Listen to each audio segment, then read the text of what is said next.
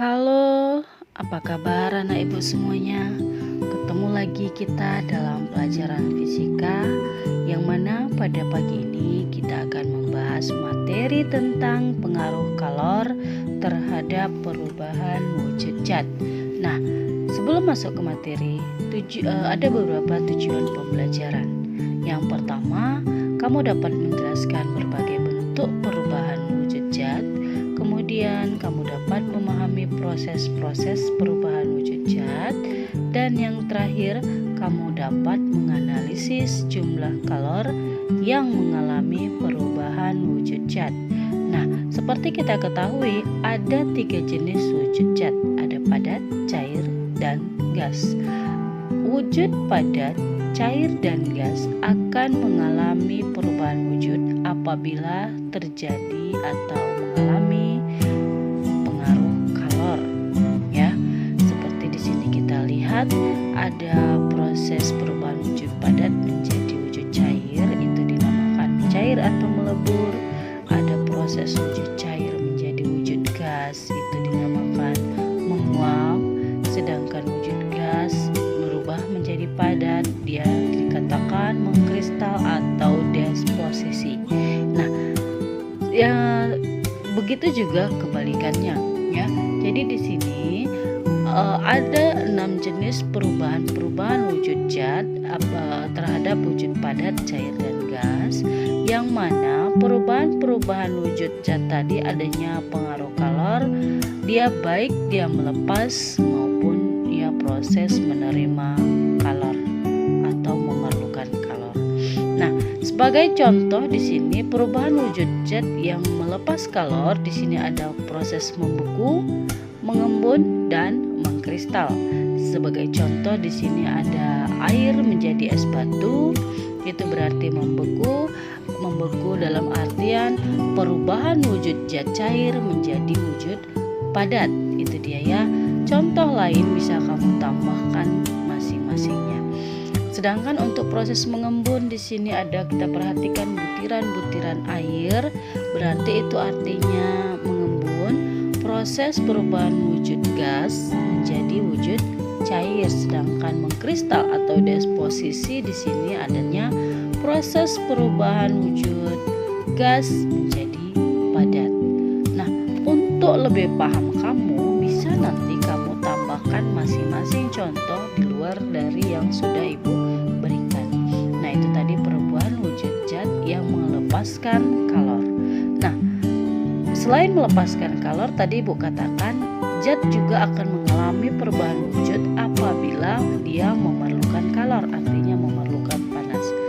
Seperti mencair atau melebur, berarti proses perubahan wujud padat menjadi wujud cair. Itu dia, kan? Ada gambar di sini, kita perhatikan es batu yang dalam bentuk padat yang sedang mencair. Kemudian ada juga proses menguap, apabila kita beri kalor dia akan menguap, artinya dari proses wujud cair berubah menjadi gas. Jadi, ya kan?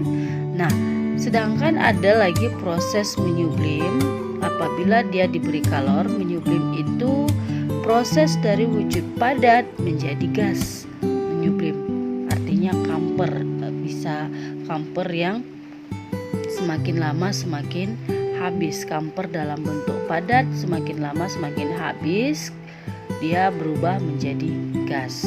Nah, kalor yang dilepas atau diserap tadi pada saat mengalami perubahan wujud zat itu dinamakan kalor laten. Nah, kalor laten di sini memiliki satuan joule per kilogram.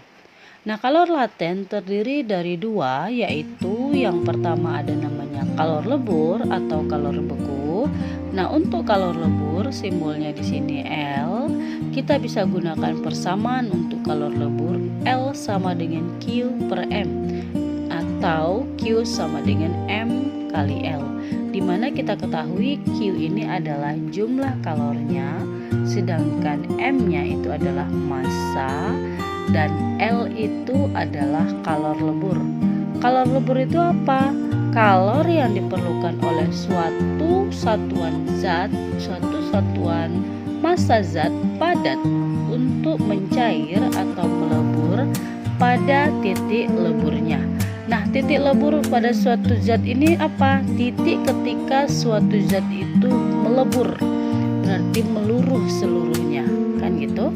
Nah, sedangkan untuk kalor beku adalah kalor yang diperlukan oleh satu satuan massa zat cair untuk membeku pada titik bekunya. Titik beku ini titik ketika suatu zat dalam keadaan membeku. Itu dia ya. Nah, untuk bisa kita pahami di sini ada grafik yang menunjukkan perubahan wujud zat. Zat ini kita ambil contoh adalah air. Di sini ada titik A ke B, B ke C.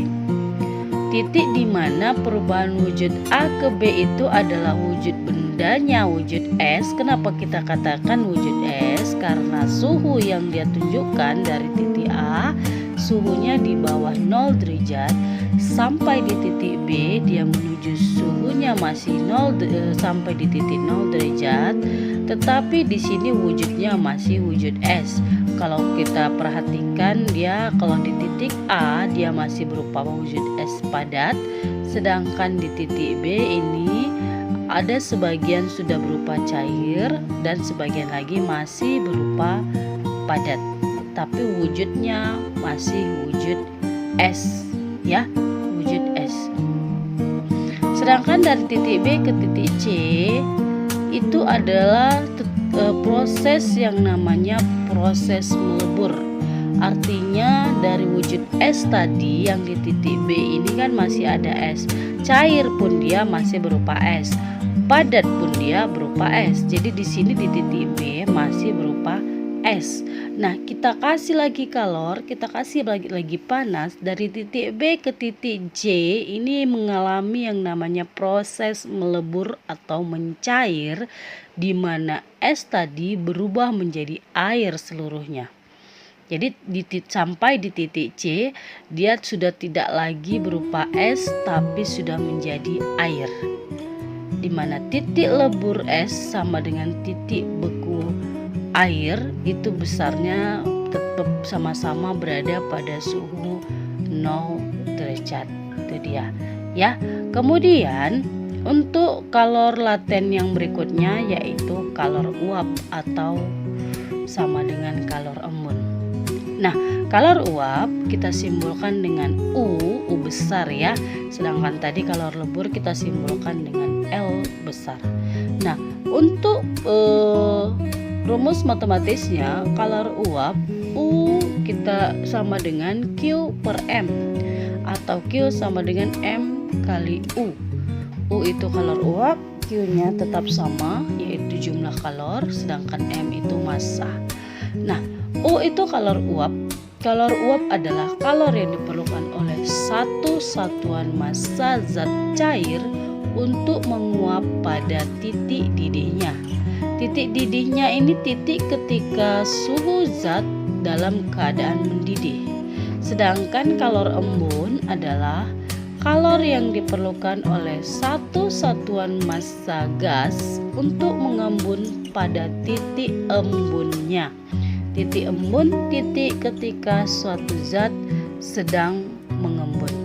Nah, seperti grafik kalau kita memperhatikan dalam proses dia di titik didih dan titik embun, kita perhatikan grafik.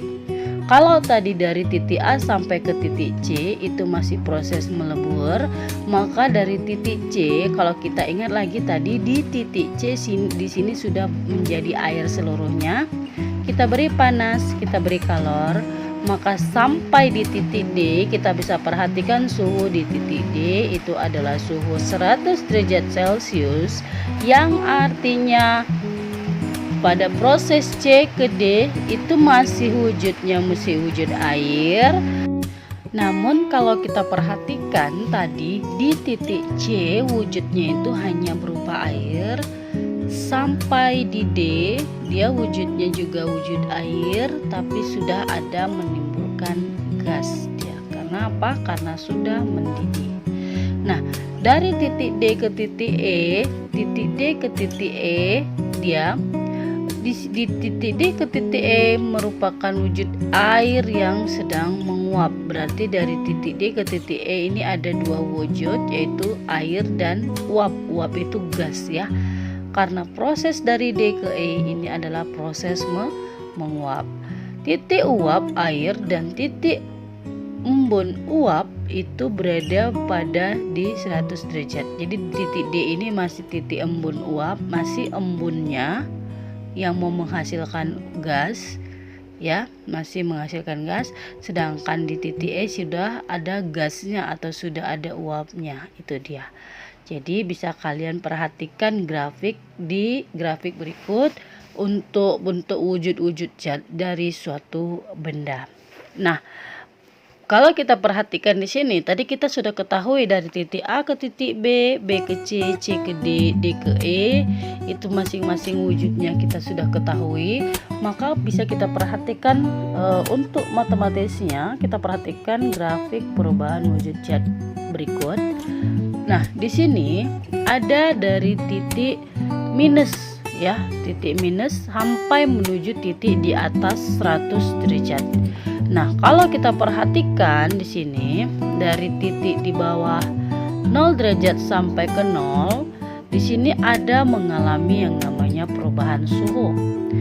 Dari minus ke 0 mengalami yang namanya perubahan suhu. Maka persamaan yang kita gunakan untuk menentukannya di sini adalah Q sama dengan MC delta T ya, ada perubahan suhu.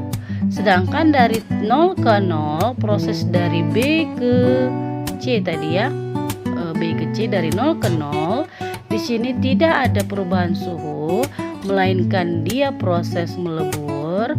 Maka persamaan yang kita gunakan Q sama dengan M kali L karena tidak ada perubahan suhu. Nah, dari titik 0 ke 100 derajat di sini juga mengalami yang namanya perubahan suhu. Maka dari titik 0 derajat menuju 100 derajat kita gunakan persamaan Q sama dengan MC delta T karena mengalami perubahan suhu. Nah, dari 100 ke 100 di sini ada Q4. Dia juga tidak mengalami perubahan suhu, hanya dia mengalami proses menguap. Maka persamaan yang kita gunakan adalah Q sama dengan M kali U. U itu adalah kalor uapnya. Nah, dari titik 100 derajat sampai menuju suhu di atas 100 derajat, di sini juga ada perubahan suhu, maka persamaan yang kita gunakan pada Q5 sama dengan MC delta T. Jadi dari grafik perubahan wujud berikut, dari mulai suhu di bawah 0 derajat sampai suhu di atas 100 derajat, ada 5 jumlah kalor yang bisa kita hasilkan atau kita tentukan. Maka setelah kita dapat menentukan Q1, Q2, Q3, Q4 sampai Q5, masing-masing jumlah kalor kita totalkan dengan persamaan Q total sama dengan Q1 tambah Q2 tambah Q3 tambah Q4 tambah Q5. Itu dia untuk menentukan jumlah kalor dari perubahan wujud zat. Nah, baiklah anak ibu, demikian saja materi kita pada hari ini. Tetap dipahami, tetap dipelajari, tetap dijaga kesehatannya. Sampai ketemu lagi kita pada pertemuan kita yang selanjutnya. Sampai jumpa.